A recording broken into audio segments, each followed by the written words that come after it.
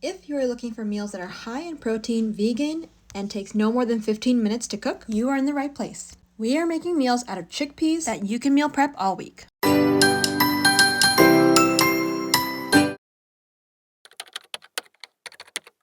I'm Grace. I prepared all the vegetables for today.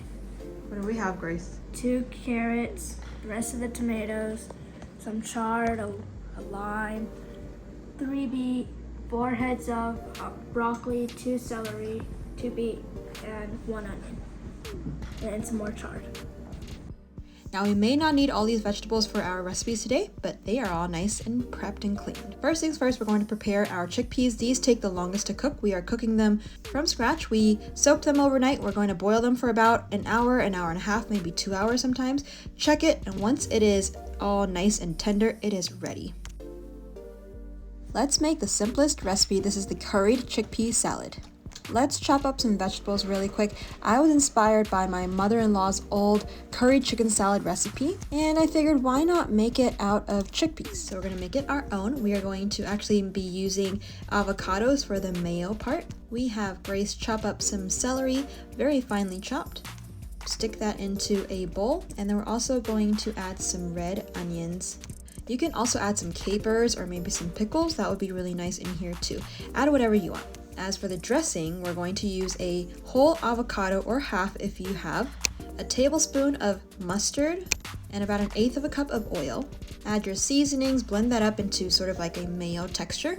We're going to then add the chickpeas. Definitely adjust your mayo avocado mix as much as you want to.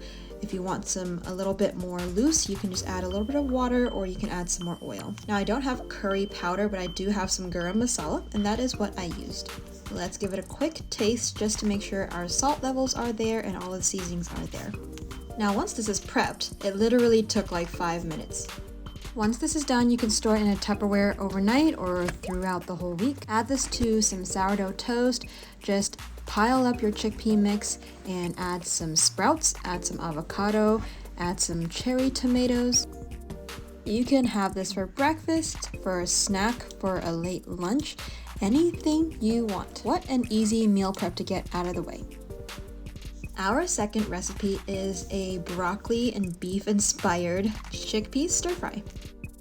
Let's first prepare the vegetables here. We just have some organic broccoli. You can use however much broccoli you want to. I like to chop these up smaller into smaller pieces. I find that like if you get takeout from Panda, the broccoli are huge, and I don't like biting on a big tree sized of a broccoli. But you do you cut it up as small or as big as you would want. You can also add some carrots if you want to. I like to add whatever vegetables that my kids want to put in there. I've also got some chopped onions and ginger. I find that fresh ginger is more prominent. It gives more prominent of a taste instead of using ginger powder. But if you have ginger powder, definitely go for that. Let's add these vegetables in a cast iron skillet. You can add some grapeseed oil. I like to use grapeseed oil for the neutral taste to it. There is no taste in a grapeseed oil, or you can use like avocado oil. Then we're going to add the chickpeas. This is our cooked chickpeas. You can add however much you would like to. I'm just showing you this. So we're gonna add maybe about a cup or 2 to this dish. Try to get some toastiness on these chickpeas, and if you want to, you can definitely just mash the chickpeas down a little bit just to break it down. We don't want big balls of chickpeas, if you know what I mean. Maybe that's not the best word, but you know what I mean. Now onto the broccoli. You're going to add this the last just because you don't want it too mushy. I am then going to add a little drizzle of sesame oil and coconut aminos just for some saltiness and a little bit of sweetness. This is a great substitute if you don't like to use soy sauce in your household.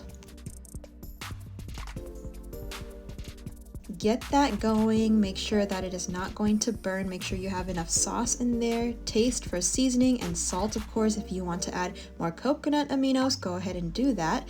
Add a little bit of water here just so we have a nice saucy consistency in this dish. This only needs about 5-10 minutes on the stove here, and then make sure that you have some rice prepared on the side, or if you want this on noodles, you can use any side you want, or maybe some just extra vegetables. Once it's done, you serve it with some rice for dinner, and then boom, a quick, easy, delicious chickpea dinner. The kids say it's better than beef broccoli. Next up, I was inspired by some Moroccan flavors, so this is what we're going to make. Let's add some onion, some carrots, and some garlic. That is optional, of course. You also want to add some bell peppers. I don't have red. I would have preferred red, but we have some green, so this is what we're going to use. Then you're just going to add a little bit of grapeseed oil here as well, and saute this on medium-high temperature, or high if you want to just get it a little bit toasty. Add your chickpeas, and I added about 2.5 cups in this dish. This dish is actually also a very, very quick dish to make, especially for really busy weeknights. If you have some canned chickpeas, you can use that as well. Season it with salt, and for the seasonings, we are going to add some cinnamon, some ancho chili powder, smoked paprika in here, Italian seasoning if you have, onion and garlic powder, the usual suspects. If you spill some, don't waste them like Mercy, just eat it. And then we are adding a little bit of canned crushed tomatoes. You can definitely use some fresh tomatoes if you have. This just adds a more of a saucy consistency to this dish. We're going to just add a little extra water here just to get the sauces going. Stir it around.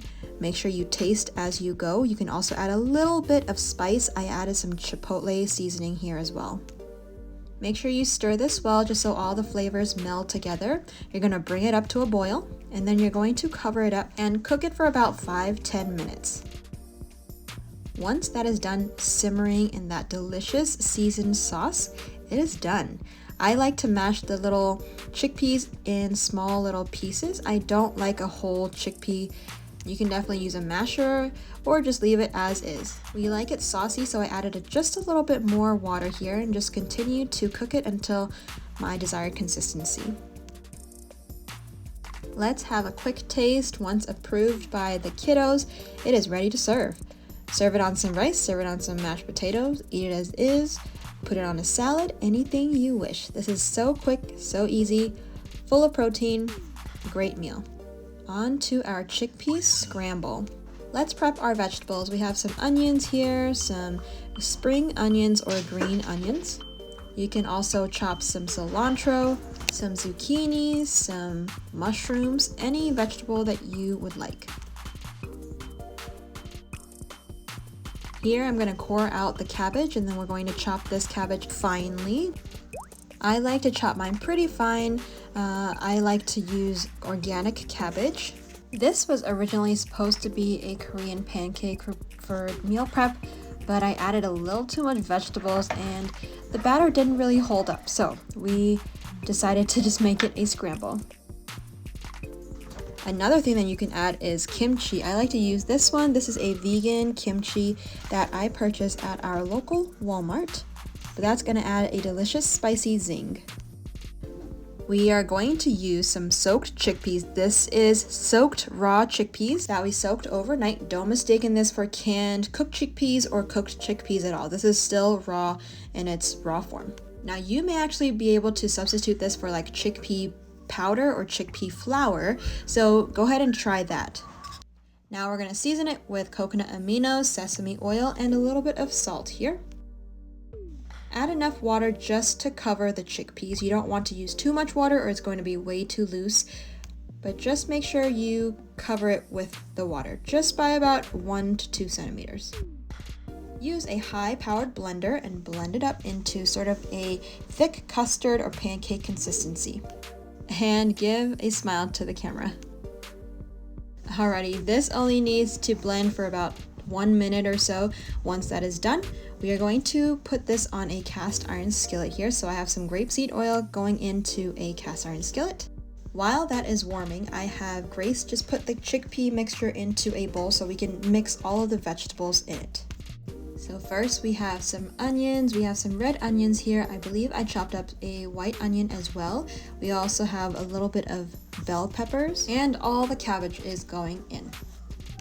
Now this batter can take anywhere between 5 to 10 minutes to prep. If you have the vegetables already, it'll make it so much quicker. You can actually prep this ahead of time, prep it the day before, and then just leave it into a Tupperware in this consistency.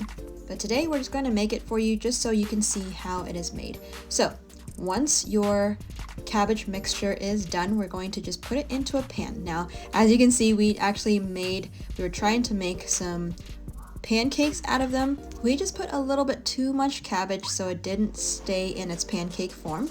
So we are just going to scramble it.